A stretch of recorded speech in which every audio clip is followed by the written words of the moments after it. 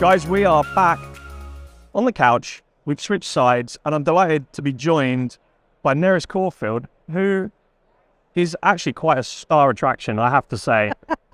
Your reputation precedes you. That's the problem. Nerys is an independent consultant to the contact center space. Nerys, thanks for joining us on the Iris Pod. It's fine. I'm really pleased to be here. We've gone ant and deck and ant now. Exactly. We've deck and anted it, and we're wearing our partners Awaken who are on the stand with us here, wearing their baseball caps, because it feels like the beers are about to flow at this thing. I've seen them flowing. Yeah. They are flowing. What time is it now? 4 p.m.? I think it's about 4 p.m, so... There's a lot of beer flowing already, but Yeah. It's very light. I think it's a light beer. It's also 9 p.m. in the UK, so technically if we work on that time zone, that's allowed. Yeah. Thanks for joining us. Why do you come to an event like this, the kind of big CX event on the planet? What do you get out of this? Wow, it is incredible. I mean, I was invited to come to speak. So my son keeps saying, so you're going to America for 45 minutes? I'm like, yeah, crazy. But, I've been going to Call and Contact Center Expo for 24 years. I think I've been going there every year, apart from COVID. And I've, coming over here, I was kind of like, oh, it's going to be a bit the same. Wow, it is nothing the same. Similar sort of vendor landscape, of course. But the size and the scale is off the scale. Yeah. And what do you think, what are your kind of top observations over the last couple of days? What have you picked out as being something that surprised you? I think what has surprised me the most, I think probably the similarity of the brands. I was expecting to see much more differentiation, and there's some brands that I've gone up there standing on, I don't know who you are, tell me about you, you don't really play in Western Europe, and they're very good and have taught me through all of their portfolio. But so that surprised me. But then the prevalence of some of those brands that are in the UK, perhaps that brand awareness hasn't reached the shores of the west of Europe yet. So, Ring Central, we can't move, can we, for the Ring Central brand over here? It's everywhere we go, there's banners and signage and all that side of things. They're big in the UK, but nowhere near as big as they are here as a brand with that marketing side of things. So that surprised me, I guess. Yeah. Shout out to Dave Darcy at Ring Central, who fights the good fight over in EMEA. Yeah, they do a great job over in EMEA, and of course they have got brand presence. But I guess it's so significant over here. Yeah. But yeah, there's some really exciting things going on. I'm loving going to some of the keynotes and listening to sort of end user experiences of big digital transformations. Was a customer yesterday, and that was really fascinating because he was a customer that had gone from on-premise to cloud, and the sort of view is, and I very much retain this view, which is you really shouldn't lift and shift. That is an absolute waste of time, effort, and energies. Why would you do that? And he was talking about how that all changes in terms of mindset as well, and how he had to create that change mindset in the business to adopt cloud. Can't customize. Why customize? You've got the solution, just use it as it is. So some of the messaging is really strong here because I guess there's a lot of enterprise customers that have adopted public cloud solutions, which is a lot less so in the UK, certainly. Yeah, the differentiation point. I mean, that's one of the reasons why we are having such powerful conversations as Iris Parity, because we offer that point of differentiation for a platform. Of course, we are selling direct to the end clients, but the platform conversations are the ones that are really rolling here. And that makes sense for the client as well, because they don't want to speak to loads of different vendors. They want to rack it up into one offering. 100%. Yeah. And I think yours is one of, I love your stand at Expo, and I really love it here. The fact that you've got Make-A-Wish Foundation advisors taking calls, that's super cool. And I think that's the thing, those solutions that are able to complement and work with any to augment the customer service experience and the advisor experience, and I think yours is absolutely squarely sits in that market. So I'm not surprised you're having a great show. Yeah, the point that you made about the agent experience, this is a CX show. But that agent experience, I sometimes think is forgotten a little bit. And they're obviously the cold face of your brand into the client. Why do you think this is something that platforms and solution providers are getting a little bit more savvy on, how they wrap their products for the agent?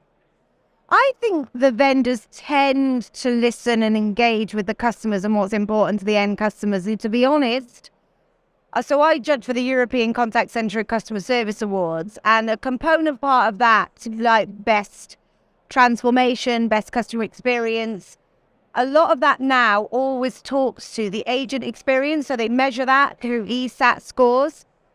And that has become a lot more prevalent. So then you're seeing the vendors following that, because it's really expensive to recruit and onboard, engage agents, retain agents. It's really expensive. And you lose brand advocacy and all that skill and knowledge and understanding when you lose an advisor. So workforce engagement is becoming such a big thing now, because it's a big thing for the customers, because they've worked out how critical it is to make that experience for the advisors frictionless, easy. That speed to competence, or confidence as I like to call it, is really important. So yeah, I think it's one of the things we talk about. I keep bringing this up and showing the camera. It's one of the things we talk about in this white paper and the study that we did last year, which we've updated for 2023.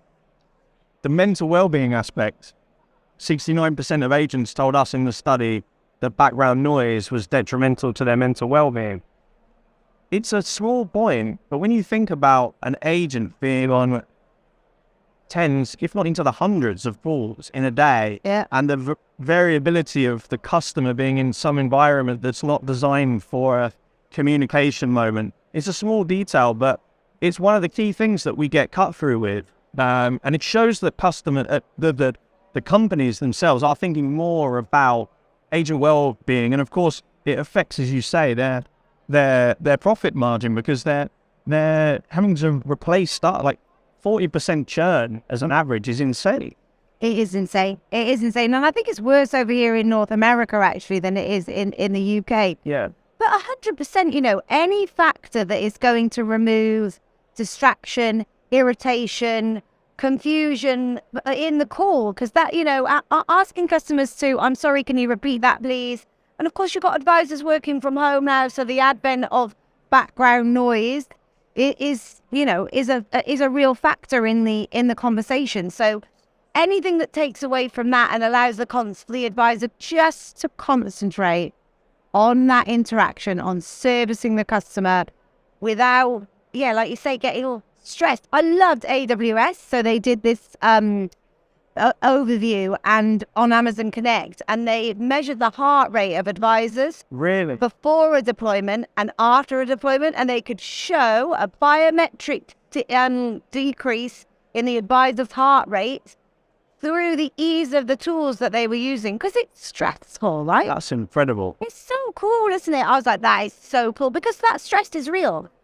In a way, I'm an advisor. I'm a befriender service for Age UK, and my friend Brenda, who I've been speaking to once a week for 2 years, it's difficult when I can't hear her. And I say, oh, Brenda, I'm really sorry, but can you just say that again? So, and obviously I spend a lot of time sitting next to advisors who are having difficult experiences. So anything that can augment their experience and make it easier for them to manage that interaction and focus on that interaction, whether that's the desktop, whether that's the audio part, all of it is net good. Net good, yeah, exactly. And in terms of your insights on where we're kind of leveling out on this home hybrid office space, where do you see that kind of? Do you think we've come to an equilibrium now, or do you think there's still a bit of, people are trying to get their staff back into the office? It's really challenging to do that. To people are quitting. We see it when we're hiring any role that people want to work at home. So they're making their offices feel more like home to get them back. What's your read on that whole dynamic? I think that people have really recognized that onboarding advisors is very difficult to do remotely. There are some customers that I've worked with that are doing it successfully, and they're taking advantage of the geographic breadth of the options that they have. So, contact center in London, taking on advisors from Scotland, fully onboarding them and training them, working from home. They get a skill set that's really, is great. I see WFM solutions now where you're in the scheduling and your resource planning and you're saying, all right, work from home, coming into the office. And so that's an option for the advisors to select now when they're doing their shifts. Have we reached an equilibrium? I think Gen Z are very keen on work-life balance. I think they are not. They're like a new generation that we've not really seen before. They're very demanding. Yes, and I'm like, well, all power to them, really, in lots of ways. But it does mean the flexibility has to come. And if you want to retain good age advisors, then I think working from home, an element of working from home is absolutely going to be here to stay. About 30%, I reckon. I wonder, I have no idea on this, and it might be an interesting study of the relative performance home workers versus in office. And then I wonder whether we'll get to a point where we'll see a return to the office just because of the social aspect of it. I really think it is a bit of a shame in a way that there's this generation that are very happy to be just closed away. Think about those relationships and friendships over the years that by working closely with people. Yeah, 100%. I mean, I'm gutted because I now audit advisors that are working from home, but I love the buzz of going into contact center and that camaraderie and support that you get from there. Ring the bell. Ring the bell. But all of that, exactly that. And I think they are fundamentally, customer service advisors are relatively extrovert, and that's what allows them to do their job. And as such, it's like caging social butterflies. And I speak to them and they're lonely at home. And it's just highly transactional then. So then it's a big job for the businesses to engage in another way, to have huddles with the guys, to offer support through tech. But it's a very different landscape. I've had a lot of fun working in contact centers because of that teamwork. Yeah. It does mean, though, that you can now, we're seeing an average age of advisors going up. So, and I think that might positively impact retention because it's not that transient that you are in your early 20s. You can have returning to work parents. They can do, shit that speak around them. So there's some real positive advantages to the working from home. And there has been studies on that productivity delta. Yeah, on that productivity delta. But I think, and a lot of people talk about it being very positive, but you've got to also bring into that mix the well-being of the advisors, like you said, Tom. And it's like, how do you ensure that they feel supported, confident, comfortable in their day-to-day job? I work with some customers, the advisors that have to handle very difficult calls. And after that, you just need some downtime, breathing space. Yeah. And if you're in the office, the team leader can see that and go, just go and take a break. That was obviously really tough. That isn't as easily transparent when your team leader's in Dumfries and you're in Cardiff. So good towns to pick. Good towns, randomly selected towns. Randomly. I think it's all an interesting tapestry, and I think the hybrid approach is probably where we end up, right? Yeah. There are moments where the different environments are more suitable. Back to a more functional thing on that piece. I also wonder if I'm speaking to somebody at my bank, I don't want to know that they're working at home. I don't want to hear their dog barking in the background and the Amazon delivery guy rocking up. There's a confidentiality and compliance point here as well, I think. Yeah. And you're right, because technically they absolutely should have put all the governance in place to ensure that they still emulate those strict security guidelines that exist, and they've got tools to do that. But so that sorts out the data security and all that side of things. But you're right, customer confidence. And when you are going to do a high net, whether you're in your travel company to book a holiday, all of that, it does engender this, oh, hang on a minute, I can hear, exactly like you say. So There's the one side of it, okay, well, my data's sorted. I got my advisors, I've done everything I can to ensure that they're not going to compromise the data.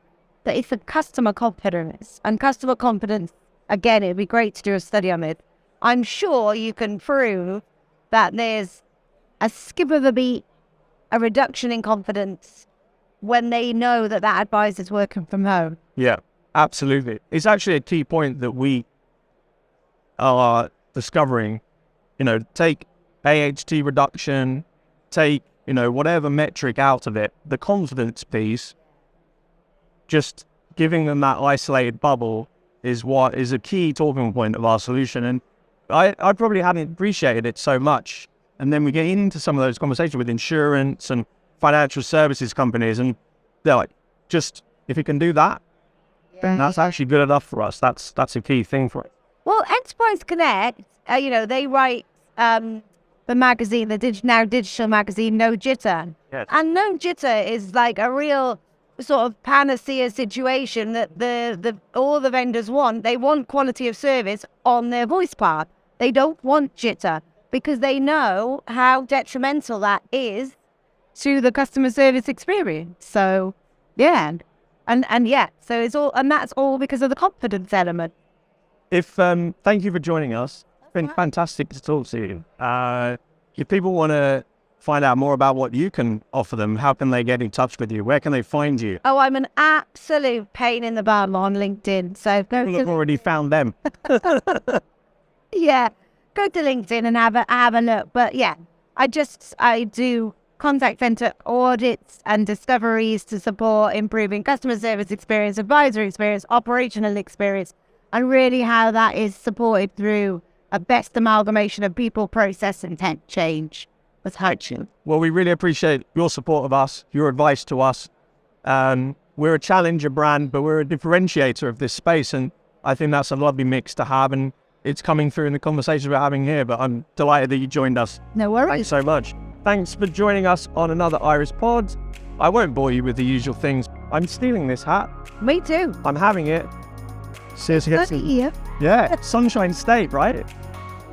Join us again soon. Thank you.